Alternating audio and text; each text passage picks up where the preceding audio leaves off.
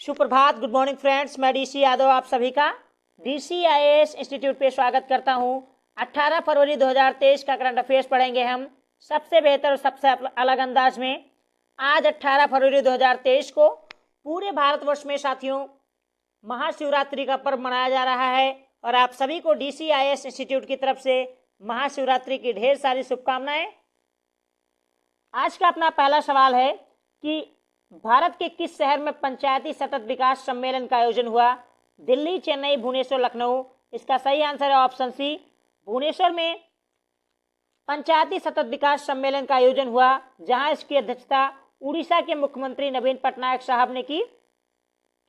बात अगर साथियों हम सतत विकास की करें कि सतत विकास क्या है, सबसे पहले मैं आपको इसकी परिभाषा बता देता हूं।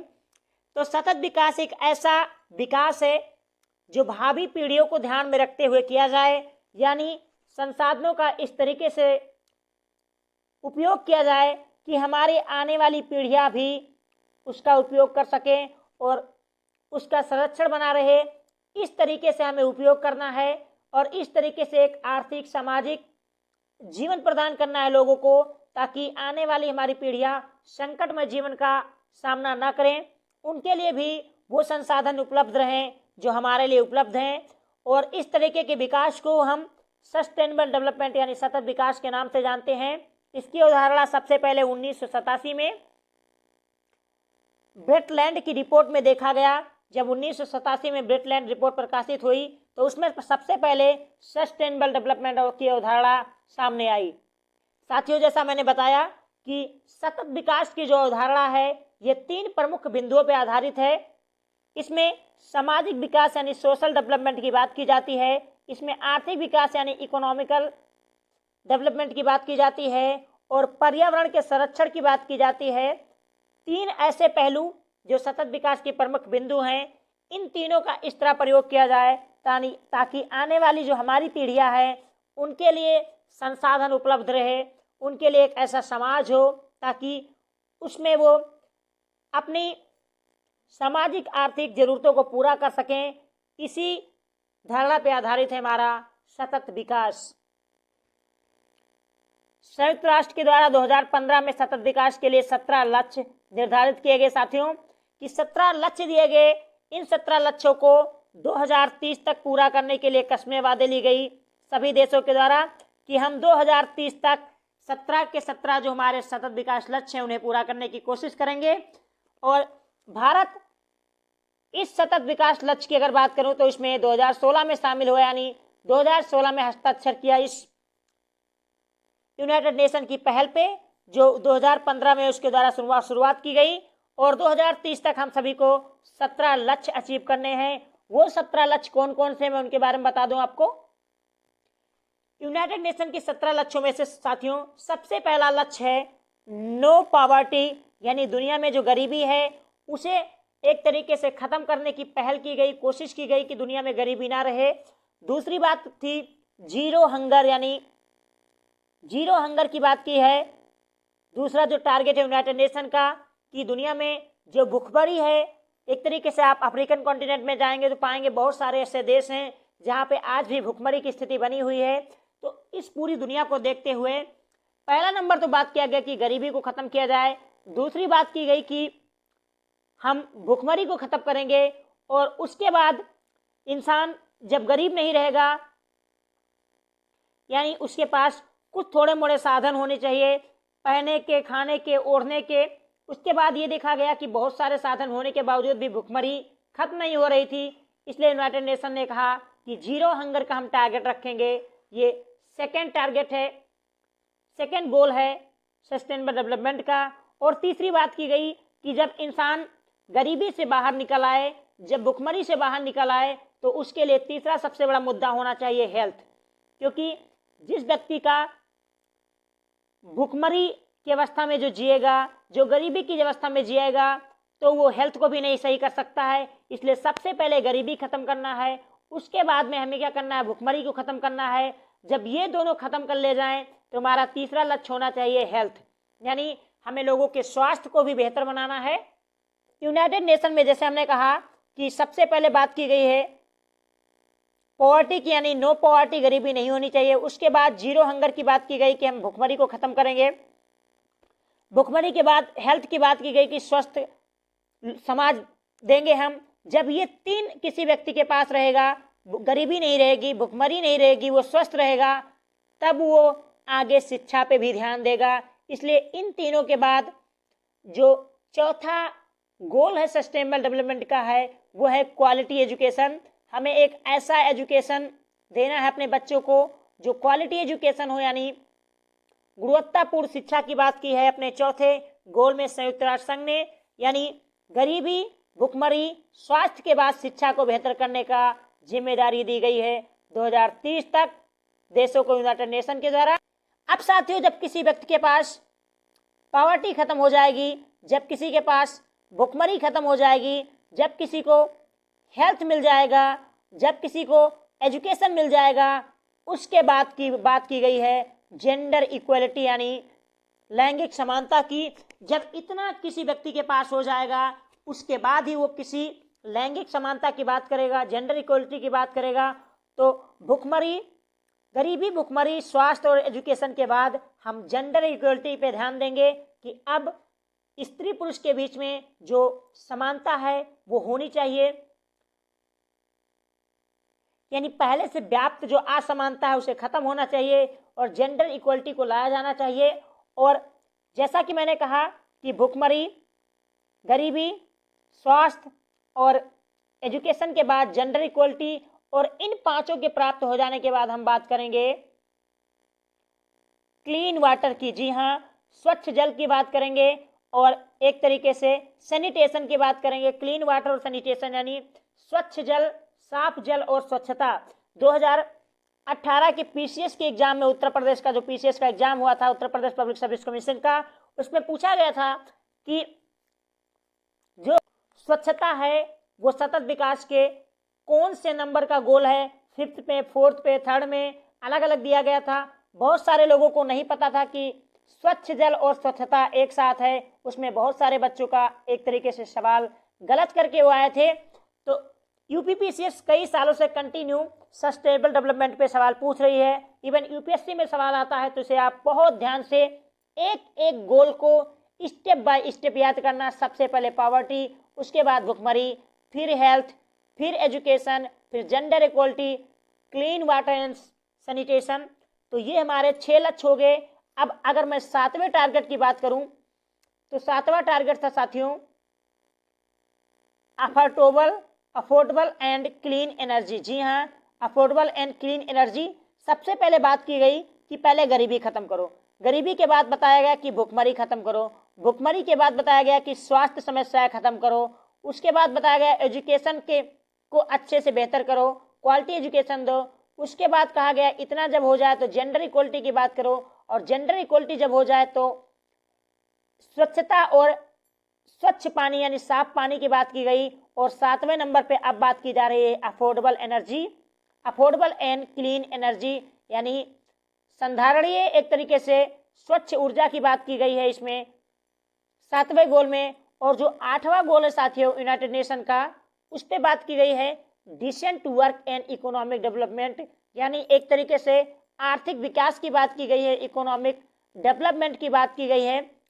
अब संयुक्त राष्ट्र क्या सोचता है कि जब गरीबी खत्म हो जाएगी, जब भुखमरी खत्म हो जाएगी, जब हेल्थ की समस्याएं खत्म हो जाएगी, जब एजुकेशन की समस्याएं खत्म हो जाएगी, जब जेंडर इक्वलिटी जो है उसमें समानता आ जाएगा, जब लोगों को साफ पानी मिलने लगेगा, लोग स्वच्छता पे ध्यान देंगे, लोगों को क्लीन एनर्जी मिल जाएगी, तब जाके बात की है यूनाइटेड नेशन ने। इसके बाद हो सकता है इकोनॉमिकल ग्रोथ यानी एक तरीके से आर्थिक विकास हो सकता है, आर्थिक डेवलपमेंट हो सकता है, यानी decent work and economic development 8वें नंबर पे इसीलिए रखा गया है साथियों। इसके बाद इन 8 को अचीव करने के बाद नवा टारगेट क्या, हम इस पर चर्चा कर लेते हैं। सस्टेनेबल डेवलपमेंट का जो नवा टारगेट है वो है इंडस्ट्री, इनोवेशन एंड इंफ्रास्ट्रक्चर। जी हाँ, इंडस्ट्री, इनोवेशन एंड इंफ्रास्ट्रक्चर। तो एक तरीके से आप याद करते चाहिए, सबसे पहले पॉवर्टी खत्म करना है, उसके बाद भुखमरी खत्म करना, उसके बाद स्वास्थ्य की समस्याएं, फ्री एजुकेशन की, इसके बाद जेंडर इक्वलिटी की बात गई, हम उसको ख़त्म करेंगे। जेंडर इक्वलिटी के बाद बात की गई कि हम स्वच्छ वाटर एंड सैनिटेशन की व्यवस्था को बेल करेंगे, और इसके बाद हम अफोर्डेबल एनर्जी जो है उसकी बात करेंगे। अफोर्डेबल एनर्जी के बाद इन्होंने बात की अब कि इकोनॉमिक जो ग्रोथ है उसको लाएंगे, और जब इकोनॉमिक ग्रोथ हो जाएगा साथियों तब ये बात कर रहे हैं इंडस्ट्री की, इनोवेशन की एंड इंफ्रास्ट्रक्चर की। जब इतनी सारी अचीव कर लेंगे तो 10वां गोल जो है इनका यूनाइटेड नेशन का वो रिड्यूस इनक्वालिटीज है, यानी जो इनक्वालिटी है उनको रिड्यूस करना है, ये 10वां टारगेट दिया गया है। यानी यूनाइटेड नेशन मानता है कि जब तक भुखमरी खत्म नहीं होगी, जब तक गरीबी खत्म नहीं होगी, जब तक भुखमरी खत्म नहीं होगी, जब तक स्वास्थ्य की समस्याएं खत्म नहीं होगी, जब तक एजुकेशन नहीं आएगा, जब तक जेंडर इक्वलिटी नहीं आएगी साथियों, जब तक अफोर्डेबल एनर्जी नहीं मिलेगी, सस्टेनेबल एक तरीके से आप कि क्लीन वाटर सैनिटेशन नहीं होगा, और इकोनॉमिक ग्रोथ नहीं आएगा, और इंडस्ट्री इनोवेशन नहीं आएगा, तब तक इनक्वालिटी को रिड्यूस नहीं किया जा सकता है, ऐसा मानना है संयुक्त राष्ट्र संघ का। अब मैंने बात की 11वां की बात कर लेते हैं साथियों। 11वां है कि सस्टेनेबल सिटीज एंड कम्युनिटीज, यानी जो शहर हमारे हैं, जो सिटीज हमारे हैं वो भी सस्टेनेबल होने चाहिए, जो हमारी कम्युनिटी है वो भी सस्टेनेबल होने चाहिए, इसकी बात की गई है। और 12वां जो लक्ष्य है यूनाइटेड नेशन का वो है रिस्पॉन्सिबल कंजम्पशन एंड प्रोडक्शन, जी जिसके आधार पे सतत विकास का जन्म हुआ है, वो यही 12वां लक्ष्य है कि रिस्पॉन्सिबल कंजम्पशन। जब आप कंजम्पशन करें तो एक तरीके से वो जिम्मेदारी भरा होना चाहिए, जब आप प्रोडक्शन करें किसी चीज़ का तो वो भी जिम्मेदारी भरा होना चाहिए, क्योंकि ऐसा जब करेंगे तो हम भविष्य की पीढ़ियों को कुछ बचा के दे पाएंगे, और वही सतत विकास है। तो इसे आप देख लीजिए, ये बार बार एग्जाम में पूछा जाता है। और 13वां जो हमारा है 13 नंबर का गोल है, ये तो मल्टी टाइम अलग अलग पीसीएस एग्जाम, एसएससी जैसे एग्जाम में पूछे गए हैं कि क्लाइमेट चेंज, जी हाँ क्लाइमेट चेंज की बात की गई है 13वें में। तो कौन सा लक्ष्य क्लाइमेट चेंज से संबंधित है यूनाइटेड नेशन के सतत विकास का, तो लक्ष्य नंबर 13। अब 14 की बात कर लेते हैं। 14 में साथियों बात की गई है लाइफ बिलो वाटर, जी हाँ लाइफ बिलो वाटर की बात की गई 14 नंबर पे। और 15वां लक्ष्य जो हमारा है सतत विकास का वो है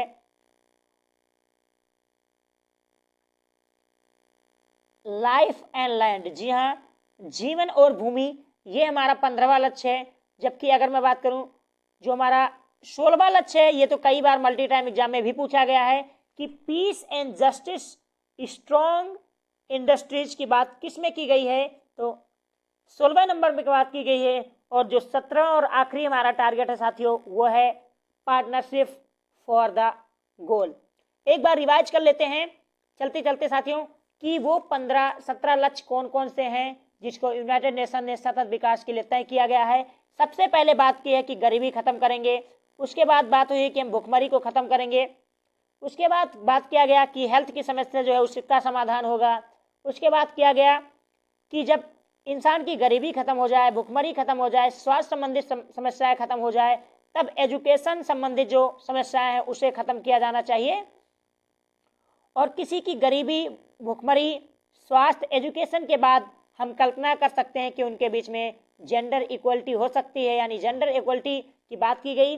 और जब जेंडर इक्वलिटी हो जाएगी साथियों तब लोग मिलके काम करेंगे, और जब मिलके काम करेंगे तो एक तरीके से क्लीन वाटर एंड सैनिटेशन को बढ़ावा मिलेगा, यानी हमारा ये छठा टारगेट है। और जब क्लीन वाटर सैनिटेशन को साथियों बढ़ावा मिलेगा तो 7वें नंबर पे हम प्राप्त कर सकते हैं अफोर्डेबल एंड क्लीन एनर्जी। जी हाँ, इन सबके पीछे स्टेप बाय स्टेप देखोगे तो अपना एक सवाल छोड़ता जा रहा है कि जब स्वच्छ जल होगा, स्वच्छता होगा, तो अफोर्डेबल क्लीन एनर्जी मिलेगी कि नहीं मिलेगी साथियों, मिलेगी। इसलिए 7वां लक्ष्य रखा गया। 8वां लक्ष्य हमने बताया कि direct work and economic growth था। 9वां आपका था इंडस्ट्री, इनोवेशन एंड इंफ्रास्ट्रक्चर और रिड्यूस इनक्वालिटीज की बात की गई है। 13वें नंबर पे आप याद कर लीजिए क्लाइमेट चेंज की बात की गई है। 12वें नंबर पे बात की गई थी कि रिस्पॉन्सिबल कंजप्शन एंड प्रोडक्शन होना चाहिए।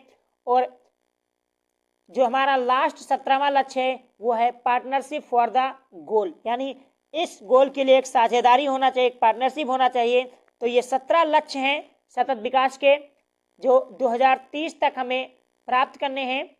और 2000 अगर मैं 21-22 की रिपोर्ट की बात करूं जो पूरी दुनिया में आई, सतत विकास लक्ष्य की रिपोर्ट प्रकाशित की गई, उसमें पूरी दुनिया में साथियों फिनलैंड जो है वो 86.51 रैंक के साथ पहले स्थान पे रहा, जबकि डेनमार्क दूसरे स्थान पे, स्वीडन तीसरे स्थान पे। अगर मैं भारत की बात करूं तो भारत इस लिस्ट में 121वें स्थान पे है, यानी आज भी सतत विकास के मामले में भारत दुनिया में काफी पीछे है। टॉप 3 कंट्री हैं फिनलैंड, डेनमार्क एंड स्वीडन। अगर बॉटम की बात करूं जो सबसे नीचे में है तो उनमें अफगानिस्तान, सीरिया जैसे देश शामिल हैं। और भारत में साथियों जो सतत विकास लक्ष्य को पूरा करने की जिम्मेदारी दी गई है वो नीति आयोग को दी गई है, यानी नीति आयोग के रखरखाव में, उसके नेतृत्व में हम सतत विकास लक्ष्य की और बढ़ेंगे। इसलिए भारत के अंदर एक राज्यों के बीच में सतत विकास को लेकर कंपटीशन होता है, एक तरीके से इंडेक्स जारी किया जाता है नीति आयोग के द्वारा।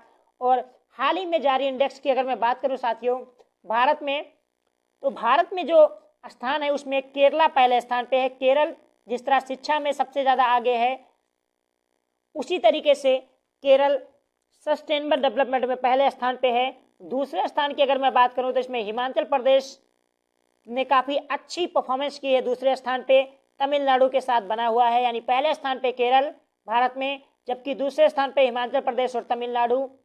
तीसरे स्थान की बात करूं साथियों तो तीसरे स्थान पे 3 राज्यों ने भारत के कब्जा बना के रखा है। उसमें एक तो आंध्र प्रदेश है और इसके अलावा गोवा है। गोवा को आप लोग जानते होंगे 2022 के इस इंडेक्स में तीसरे स्थान पे बना हुआ है, जबकि 2024 तक जो नल जल योजना थी भारत सरकार की उसको प्राप्त करने वाला 100% गोवा भारत का एकमात्र राज्य है। और अन्य अगर राज्यों की बात करूं तो आंध्र प्रदेश, गोवा के साथ साथ कर्नाटक, और कर्नाटक के साथ साथ साथियों उत्तराखंड जो 9 नवंबर को उत्तर प्रदेश से अलग हुआ था, इसकी भी एक तरीके से अप्रत्याशित रिकॉर्ड रहा है, क्योंकि जहां 9 नवंबर 2000 को उत्तर प्रदेश से अलग हुआ उत्तराखंड, वो तीसरे स्थान पे बना हुआ है, जबकि उत्तर प्रदेश आज बॉटम वाले स्टेट में बना हुआ है आज भी। और चौथे स्थान पे साथियों सिक्किम और 5वें स्थान पे है महाराष्ट्र। अगर मैं बॉटम की बात करूं तो सबसे खराब स्थिति जो है वो बिहार की है। बिहार के बाद बिहार से ही अलग हुए 15 नवंबर 2000 को झारखंड की है। और उसके बाद मैं बात करूं तो तीसरे स्थान पे सबसे खराब स्थिति असम की है। और चौथे स्थान पे मैं बात करूं खराब स्थिति में तो अरुणाचल प्रदेश और मेघालय, राजस्थान और उत्तर प्रदेश है, यानी उत्तर प्रदेश की भी हाल ऐसी है कि चौथे स्थान पे बना हुआ है वो। और छत्तीसगढ़, नागालैंड और उड़ीसा, ये इनकी भी स्थिति खराब है, लेकिन फिलहाल बिहार, झारखंड, असम और अरुणाचल प्रदेश, नागालैंड, राजस्थान, उत्तर प्रदेश से तो बेहतर है। तो ये था सस्टेनेबल डेवलपमेंट से संबंधित कुछ महत्वपूर्ण तथ्य। अब इससे ज्यादा शायद आपसे सवाल ना पूछे जाएं। बाकी भुवनेश्वर में हो रहा है, यानी उड़ीसा में हो रहा है। उड़ीसा के बारे में आप लोग जानते हैं। उड़ीसा 1936 में स्थापित भारत का एक राज्य जिसकी राजधानी भुवनेश्वर है, जहां पंचायती सतत विकास का सम्मेलन हो रहा है। नवीन पटनायक इसकी अध्यक्षता कर रहे हैं जो मुख्यमंत्री हैं। उड़ीसा से 2-3 सवाल पूछे जाते हैं। एक तो कोणार्क का सूर्य मंदिर है, ये किसने बनवाया था, ये सवाल पूछा जाता है। तो नरसिंह प्रथम ने बनवाया था, जो गंग वंश के शासक थे। इसके अलावा उड़ीसा में चिल्का झील है।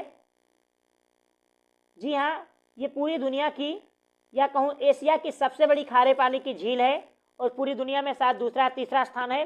तो चिल्का झील जो भारत की सबसे बड़ी खारे पानी की झील है, ये सवाल पूछा जाता है। और एक भीतरकनिका राष्ट्रीय उद्यान है, आप सभी लोग जानते होंगे, जहां ओलिव कछुआ अपना प्रजनन स्थान बनाते हैं, यानी अफ्रीका एक तरीके से अटलांटिक ओशन से आके उड़ीसा के गहीर माथा में वो अपना प्रजनन का अड्डा चुनते हैं। तो ये भी एक तरीके से यहाँ से सवाल पूछे जाते हैं। तो और एक है हीराकुंड बांध आपने सुना होगा, हीराकुंड बांध जो आपको उड़ीसा में मिलेगा महानदी के ऊपर। ये सवाल, ये हीराकुंड बांध जो है दुनिया का सबसे लंबा बांध है, तो ये सवाल भी पूछा जा सकता है। तो ये उड़ीसा से संबंधित कुछ महत्वपूर्ण सवाल आपसे बन सकते हैं। जैसा मैंने कहा कि एक तो आपसे पूछा जा सकता है हीराकुंड बांध किस नदी पे, महानदी में, कहाँ, उड़ीसा में। एक चिल्का झील आपसे पूछा जाएगा जो उड़ीसा में सबसे बड़ी खारे के पानी की झील। कोणार्क का सूर्य मंदिर जो विश्व विरासत स्थल है यूनेस्को का, जिसको गंग वंश के शासक नरसिंह प्रथम के द्वारा बनवाया गया था। और अभी हाल ही में बिरसा मुंडा स्टेडियम का उद्घाटन किया गया।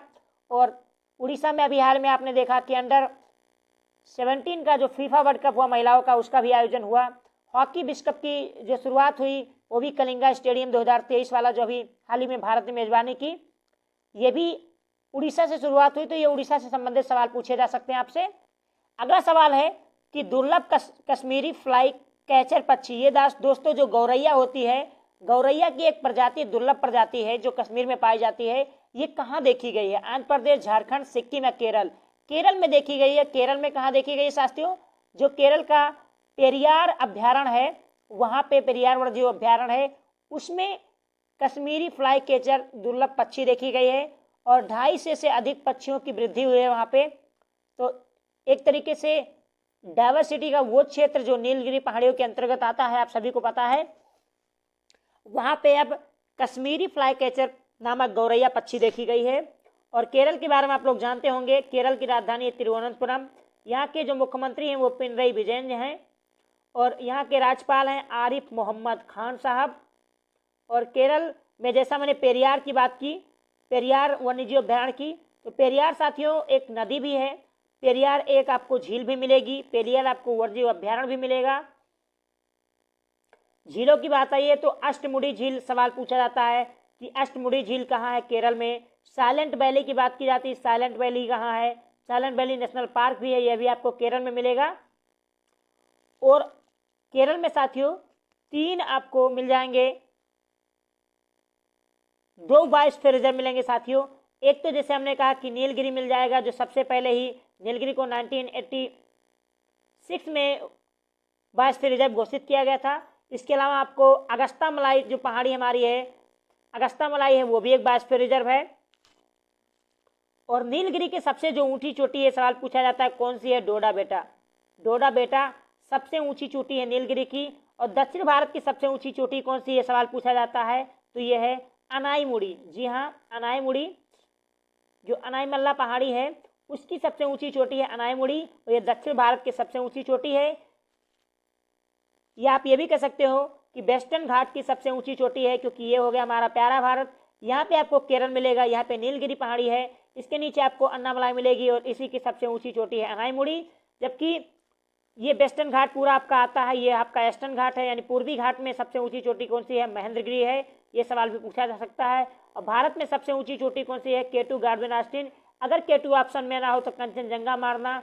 पूरी दुनिया की सबसे ऊंची चोटी आपको सभी पता है, माउंट एवरेस्ट है। अगला सवाल है कि हाल ही में सीपी राधाकृष्णन को किस राज्य का राज्यपाल नियुक्त किया गया? आंध्र प्रदेश, झारखंड, सिक्किम या हिमाचल प्रदेश? इसका सही आंसर है ऑप्शन बी, झारखंड का राज्यपाल नियुक्त किया गया है। हाल ही में आप सभी को पता है कि कई राज्यों के राज्यपाल चेंज किए गए हैं केंद्र सरकार के द्वारा, क्योंकि मंत्रिपरिषद के सलाह पे ही राष्ट्रपति राज्यपाल की नियुक्ति करता है। यानी आप ये कह सकते हो कि जो राज्यपाल होते हैं राष्ट्रपति के प्रसाद पर्यंत होते हैं, जब भी आप मंत्रिपरिषद चाहे तो इन्हें वापस बुला सकता है। और फिलहाल में यही आजकल देखा गया है, ऐसी घटनाएं हुई है कि आंध्र प्रदेश में जो राज्यपाल नियुक्त किए गए हैं वो अब्दुल नजीर नियुक्त किए गए हैं, जो पूर्व सुप्रीम कोर्ट के जज हैं, जिन्होंने अयोध्या वर्डिक्ट पे फैसला दिया था। तो कहते हैं कि इनको इसी का एक तरीके से वो दिया गया है, प्रतिफल दिया गया है, ताकि अयोध्या वर्डिक्ट का फैसला इनके फेवर में आया था, सरकार के फेवर में, इसलिए इनको राज्यपाल बनाया गया। इसलिए सुर्खियों में भाई साहब ये झारखंड का जो राज्यपाल नया बनाया गया है वो बनाया गया है सीपी राधाकृष्णन साहब को। पहले झारखंड के जो राज्यपाल थे वो रमेश बैस थे, अब रमेश बैस को हटा दिया गया है और सीपी राधाकृष्णन को बना दिया गया है। और साथियों जितने भी ऑप्शंस आपके इसमें हैं इस सवाल में, सबके राज्यपाल चेंज हुए हैं। सिक्किम के पहले जो राज्यपाल हुआ करते थे साथियों वो थे गंगा प्रसाद। अब गंगा प्रसाद सिक्किम के राज्यपाल नहीं रहे हैं, उन्हें हटा दिया गया है। अब आ गए हैं गंगा प्रसाद के स्थान पे लक्ष्मण प्रसाद। जबकि हिमाचल प्रदेश की अगर बात करूं कि जहां हिमाचल प्रदेश के पहले जो राज्यपाल हुआ करते थे साथियों वो थे राजेंद्र विश्वनाथ आलगेकर, अब यहां पर आ गए हैं शिव प्रसाद शुक्ल। शिव प्रसाद शुक्ल यानी हिमाचल प्रदेश के जो राज्यपाल बने वो शिव प्रसाद शुक्ल बने हैं। सिक्किम के जो बने हैं वो लक्ष्मण प्रसाद बने हैं। झारखंड के मैंने बता दिया सीपी राधाकृष्णन बने हैं। और आंध्र प्रदेश के बने हैं अब्दुल नजीर। बाकी साथियों झारखंड के बारे में आप लोग जानते होंगे 9 नवंबर सन 2000 को बिहार से अलग होकर झारखंड एक नया राज्य बना था। झारखंड के मुख्यमंत्री हैं हेमंत सोरेन। क्षमा चाहते हैं साथियों 15 नवंबर को, माफी चाहते हैं 15 नवंबर को बिहार से अलग होकर एक नया राज्य बना था। और 15 नवंबर को इसलिए बनाया गया था क्योंकि 15 नवंबर को झारखंड के जो आदिवासी गुरु कहे जाते हैं, भगवान कहे जाते हैं, बिरसा मुंडा जी की जयंती भी मनाई जाती है 15 नवंबर को। अभी हाल ही में मनाया गया था, आप सभी को पता है। तो 15 नवंबर को बिरसा मुंडा की जयंती भी मनाई जाती है। 15 नवंबर को झारखंड अलग हुआ था बिहार से सन 2000 में। अगला सवाल है कि हाल ही में किस प्रमुख संस्था के अध्यक्ष ने इस्तीफा दे दिया है। आजकल साथियों विश्व का जो भौगोलिकरण है वो धीरे धीरे चेंज हो रहा है। IMF, विश्व बैंक, संयुक्त राष्ट्र संघ या विश्व स्वास्थ्य संगठन, तो विश्व बैंक के दो अध्यक्ष थे, उन्होंने अब इस्तीफा दे दिया है। इनकी नियुक्ति अमेरिका के द्वारा की जाती है।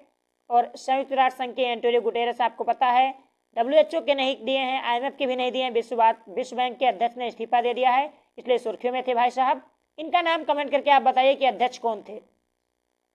अगला सवाल है कि भारत ने धर्म गार्जियन युद्धाभ्यास किस देश के साथ किया। क्योंकि ये युद्धाभ्यास साथियों 12 तारीख से लेकर 17 फरवरी के बीच में हुआ, यानी 12 से लेकर 17 फरवरी के बीच में हुआ धर्म गार्जियन युद्धाभ्यास। आपको बताना है कि भारत ने किस देश के साथ किया, जापान, फ्रांस, रशिया या अमेरिका। इसका सही आंसर है ऑप्शन ए, जापान के साथ भारत ने किया धर्म गार्जियन युद्धाभ्यास, तो इसलिए इसका सही है ऑप्शन ए। जापान के साथ हम कई और युद्धाभ्यास करते हैं साथियों। जैसे हम बात करें, जैसा मैंने कहा कि धर्म गार्जियन आपने सुना, धर्म गार्जियन के अलावा अगर जापान के साथ हम और जो युद्धाभ्यास करते हैं उसमें सबसे बड़ा नाम अगर मैं बात करूं तो मालाबार एक्सरसाइज की। वैसे मालाबार तट जो भारत में आपको मिलेगा, जैसे ये भारत है, यहाँ आप जाएंगे तो भारत में जो आपको यहाँ से गोवा से नीचे केरल तक का ये है, इसको मालाबार तट के नाम से जानते हैं। सबसे पहले यही 1992 में अमेरिका और भारत के बीच में नौसैनिक अभ्यास हुआ था और उसी से उसका नाम पड़ा मालाबार। हालांकि 2007 में बाद में इसमें जापान भी शामिल हो गया और ऑस्ट्रेलिया के शामिल होने के बाद ये एक तरीके से क्वाड हो गया। क्वाड ग्रुप जिसकी स्थापना 2017 में हुई थी, आप सभी को पता है, जिसमें ऑस्ट्रेलिया, इंडिया, जापान और USA है। तो इस मालाबार एक्सरसाइज को भी भारत जापान के साथ करता है। इसके अलावा धर्म गार्जियन के साथ साथ साथियों एक और गार्जियन है जिसको हम वीर गार्जियन के नाम से जानते हैं और एक एक्सरसाइज है जिसको हम जिमेक्स के नाम से जानते हैं। तो जी हाँ, ये 4 एक्सरसाइज हम जापान के साथ करते हैं, एक तो मालाबार, एक धर्म गार्जियन, एक वीर गार्जियन और एक जिमेक्स। जी हाँ। अगला सवाल है कि भारतीय मूल के नील मोहन को निम्नलिखित में से किसका अध्यक्ष नियुक्त करने की घोषणा की गई है। गूगल, माइक्रोसॉफ्ट, इडोवा या यूट्यूब। तो साथियों सबसे पहले हम बता दिए जो गूगल के CEO हैं वो सुंदर पिचाई हैं, वो ऑलरेडी भारतीय मूल के हैं। माइक्रोसॉफ्ट के जो CEO हैं वो सत्या नडेला हैं, वो भारतीय मूल के पहले से हैं। इडोवा के जो CEO हैं साथियों वो भी संतानु नारायण है, वो भी भारतीय मूल के हैं। अब यूट्यूब का जो नया अध्यक्ष नियुक्त होंगे वो भी भारतीय मूल के होंगे, जो नील मोहन होंगे, क्योंकि अभी हाल ही में जो यूट्यूब के अध्यक्ष थी उन्होंने अपने पद से इस्तीफा दे दिया। इस्तीफा देने वाले के क्रम में आप देखिए, एक तो विश्व बैंक के अध्यक्ष, एक यूट्यूब के अध्यक्ष जो महिला जी थी उन्होंने भी इस्तीफा दे दिया और इस यूट्यूब के अब अध्यक्षता के पद पे नील मोहन साहब आ जाएंगे। तो एक तरीके से गूगल, माइक्रोसॉफ्ट, इडोवा और यूट्यूब जैसे बड़ी कंपनियां जो हैं उसमें भारतीयों का ही राज होगा। किसी महान दार्शनिक ने कहा है कि आने वाले समय में जिस तरीके से भारत पे पूरी दुनिया ने राज किया, पहले अरबियन ने, फिर आपको पता है तुर्कियों ने, फिर मुगलों ने किया, उसके बाद पुर्तगाली ने किया, डच ने किया, फ्रांसीसियों ने किया, अंग्रेजों ने किया, अब भारत की बारी है कि वो पूरी दुनिया पे राज करेगा। तो इस विषय में आप जान सकते हैं गूगल, सुंदर पिचाई, माइक्रोसॉफ्ट, सत्या नडेला, इडोवा, संतोना नारायण, यूट्यूब पे अब नील मोहन, इसके अलावा जो अल्फ़ाबेट है, इसके भी सुंदर बिछाई हैं साथियों। तो ये बड़े बड़े कंपनियां हैं जिसपे भारतीयों का राज है। और ब्रिटेन का जो प्रधानमंत्री हैं ऋषि सुनक, उनको आप जानते हैं, जो भारत की महान लेखिका सुधा मूर्ति जी के दामाद हैं, वो भी इंग्लैंड की सत्ता पे बैठ गए। ऐसा मूल भारतीय हैं लेकिन हैं तो भारत के ही ना, उनका संबंध कहीं ना कहीं से है। तो भारतीयों का पूरी दुनिया पे राज होना स्टार्ट हो गया है। ये पहला चरण है साथियों, याद रखना। आगे देखना पूरी दुनिया पे भारत का ही राज होगा। और 5 ऐसे देश हैं पूरी दुनिया में जहाँ पे भारत के लोग ही प्रधानमंत्री और राष्ट्रपति के पद पे बने हुए हैं। साथियों अगर बात मैं यूट्यूब की करूं तो सबसे पहले यूट्यूब के बारे में बता दूं मैं कि यूट्यूब की जो स्थापना हुई थी वो 14 फरवरी को हुई थी, जिस दिन आप वैलेंटाइन डे मनाते हो, 2005 को। जी हाँ, 14 फरवरी 2005 को यूट्यूब की स्थापना हुई थी। और इसकी स्थापना किसने की थी, ये सवाल पूछ सकते हैं आपसे। तो स्टीव चैन, जी हाँ, स्टीव चैन ने की थी, जावेद करीम ने की थी, और एक थे चॉड हर्ले। चॉड हर्ले, जावेद करीम और स्टीव चैन, ये 3 लोगों ने मिलकर 14 फरवरी 2005 को यूट्यूब की स्थापना की थी। इसका मुख्यालय आपको यूनाइटेड स्टेट ऑफ अमेरिका में मिलेगा। अगला सवाल है साथियों कि हाल ही में दुनिया का कौन सा देश क्रिकेट के तीनों फॉर्मेट में नंबर 1 स्थान पे आ गया है? ऑस्ट्रेलिया, पाकिस्तान, भारत या इंग्लैंड? इसका सही आंसर है भारत। अपना प्यारा भारत पहले से T20 में और ODI में प्रथम स्थान पे था, और अभी हाल ही में पता है कि ऑस्ट्रेलिया को हराने के बाद हम टेस्ट रैंकिंग में भी पहले स्थान पे आ गए हैं। तो पूरी दुनिया में तीनों फॉर्मेट में अब भारत क्रिकेट के नंबर 1 स्थान पे आ चुका है। और भारत में जो सबसे बड़ी संस्था क्रिकेट की साथियों वो है BCCI। आप सभी को पता होगा, BCCI की स्थापना 1928 में हुई थी। और दुनिया की जो सबसे बड़ी क्रिकेट की संस्था है वो है ICC।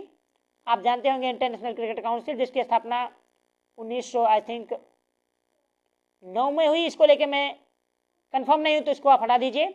बाकी ICC के जो प्रमुख हैं आप सभी लोग जानते होंगे इनके बारे में, वो है ग्रेग बर्कले। तो ग्रेग बर्कले ICC के चेयरमैन हैं। और BCCI के जो अध्यक्ष हैं वो हैं रोजर बिन्नी। पहले सौरभ गांगुली साहब हुआ करते थे, सुप्रीम कोर्ट की दखल के बाद हट गए वो। अब रोजर बिन्नी BCCI के अध्यक्ष हैं। और अमित शाह के जो सुपुत्र हैं जयशाह, वो BCCI के सचिव हैं।